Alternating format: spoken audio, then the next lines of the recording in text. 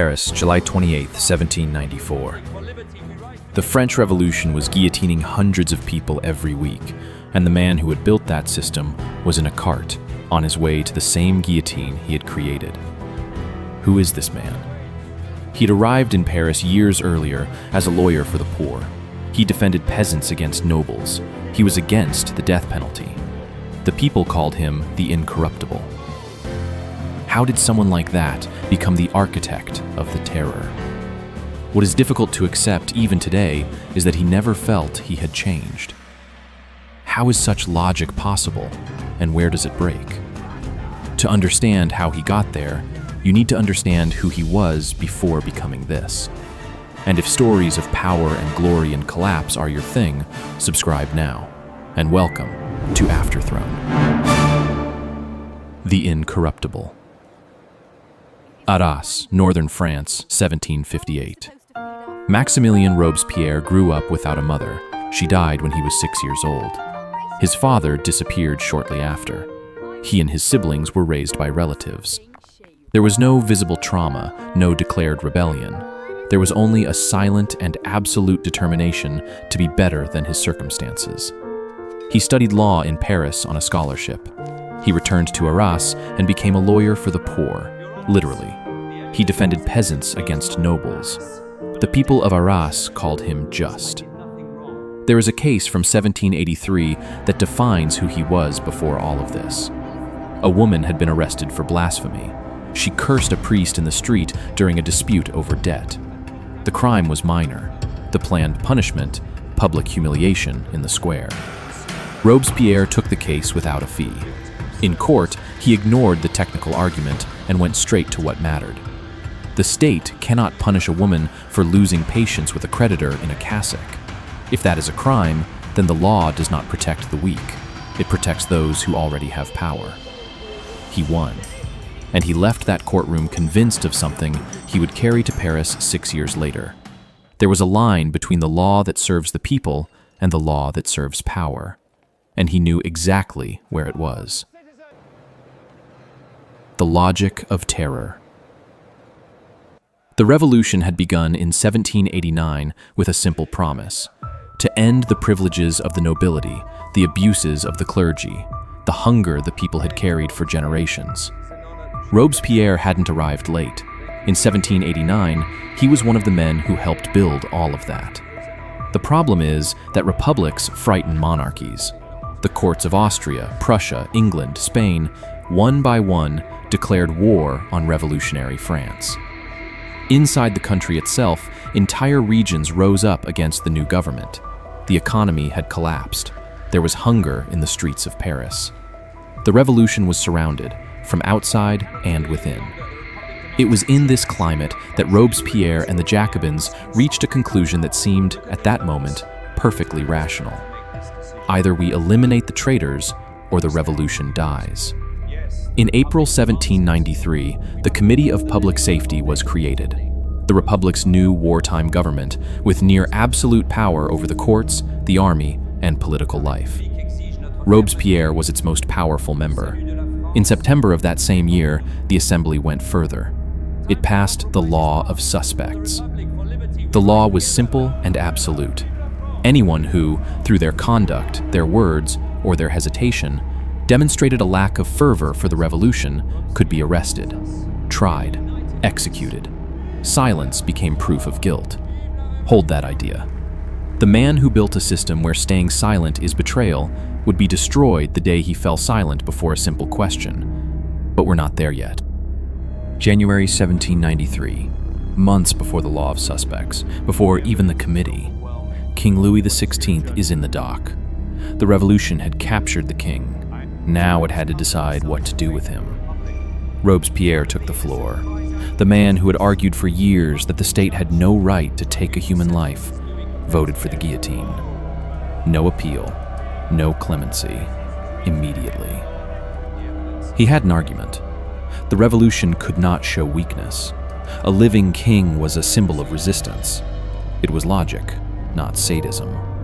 The man who had arrived in Paris with an absolute conviction against the death penalty had just signed the first one. And the most disturbing part, he felt no rupture. The lawyer who had defended the poor of Arras and the man who had just voted for the guillotine were, to him, the same person. The same logic, the same principle, applied to a new object. There was no contradiction. There was consistency. And that consistency was the abyss. It was a logic that, once accepted, had no end. If the king could be guillotined for the safety of the revolution, why not the nobles who conspired against it? Why not the priests who preached against it? Why not the bourgeois who profited from it without defending it? Why not the revolutionaries themselves who were becoming too moderate? Robespierre didn't invent the terror from nothing. He built it brick by brick, with the same surgical logic he used in the courts of Arras. Each execution was a necessity. Each death was surgery on the body of the revolution to remove the element that would corrupt it. Between September 1793 and July 1794, an estimated 16,000 to 40,000 people were executed. Nobles, clergy, peasants, bourgeois. The figures are devastating. Around 80% of those executed were from the Third Estate: peasants, artisans, merchants. The revolution that promised to liberate the people ended up guillotining the people. And then came the turn of the revolutionaries themselves. April 1794. Georges Danton is in the dock. Danton was perhaps the greatest name in the revolution alongside Robespierre. They had together brought down the monarchy and built the very committee that now ran the terror. But Danton had begun to preach moderation. Enough guillotines, he said. The revolution has already won. Time to rebuild. For Robespierre, moderation was betrayal. Danton was arrested, brought to trial, condemned. In the cart on the way to the guillotine, Danton looked at the crowd and shouted, "Above all, don't forget to show my head to the people. It's worth seeing." The guillotine fell, and in Paris, a different silence settled in. It wasn't the silence of fear. It was the silence of a question nobody dared ask out loud. If Danton can be guillotined, who is safe? Now I want to hear your opinion. When a revolution begins executing its own allies, is it still protecting the people? Or has it already become a tyranny? At what point do you think the French Revolution crossed that line? Write your thoughts in the comments. The silence. May 1794. Robespierre disappeared. Not literally. Records show he kept signing documents, attending meetings, functioning.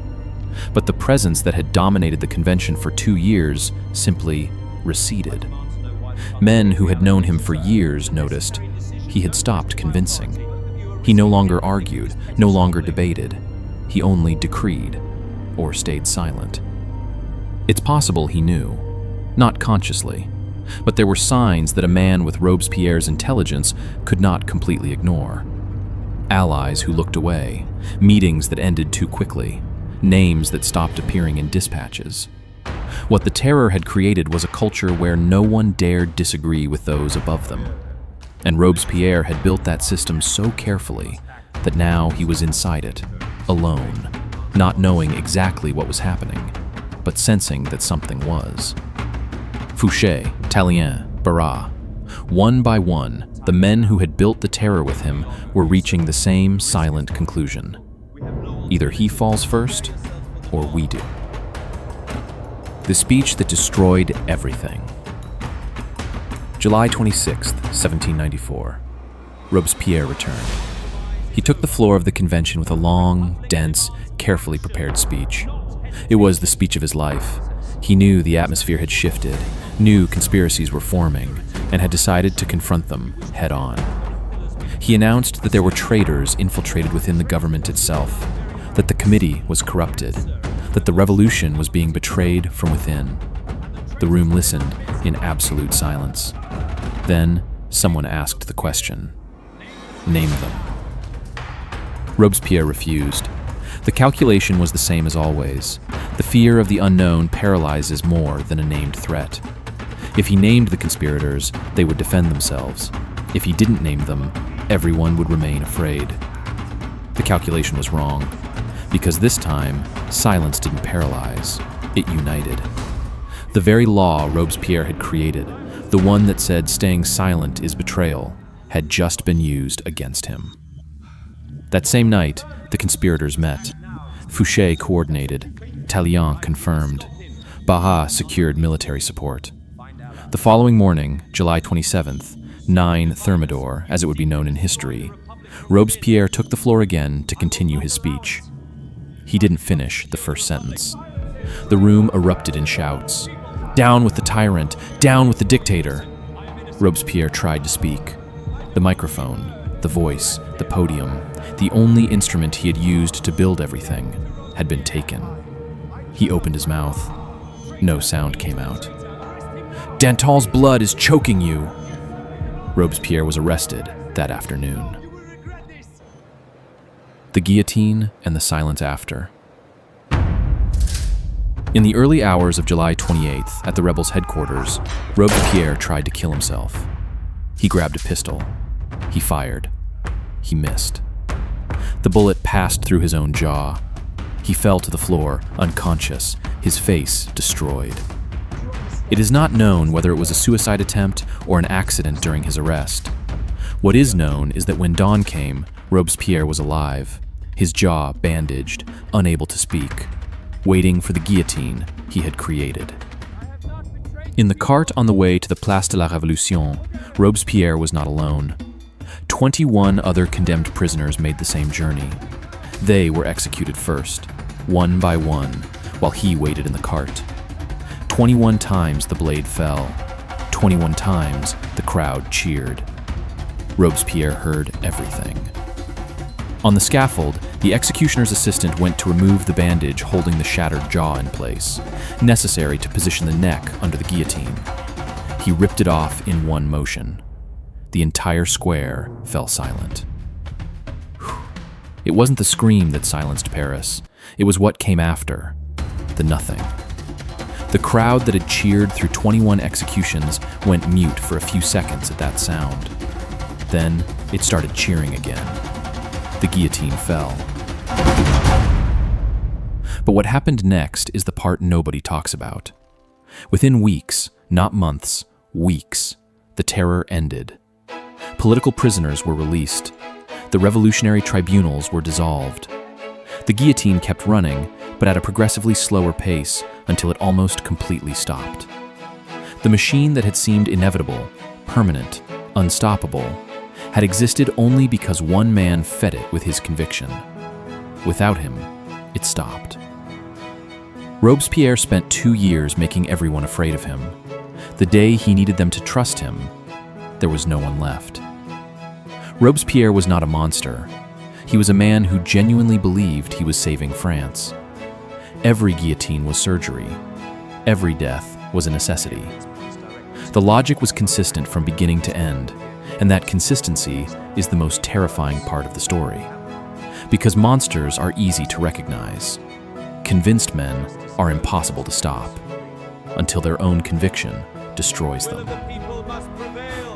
The Incorruptible was destroyed by the one thing he never learned to question: himself. Robespierre signed hundreds of execution orders. One of them bore the name of a woman who had never chosen anything in her own life. She was a queen, but she had no power, no allies, no way out. The only mistake she made was loving the children she had, and that is exactly what they used to destroy her. Marie Antoinette raised 10 children. The revolution made one of them destroy her. You can find the link on screen now and in the first pinned comment. If you want to keep watching stories about the exact moment everything collapses, subscribe to the channel and share it with people who think about these things too. Leave your comment down below. See you in the next video.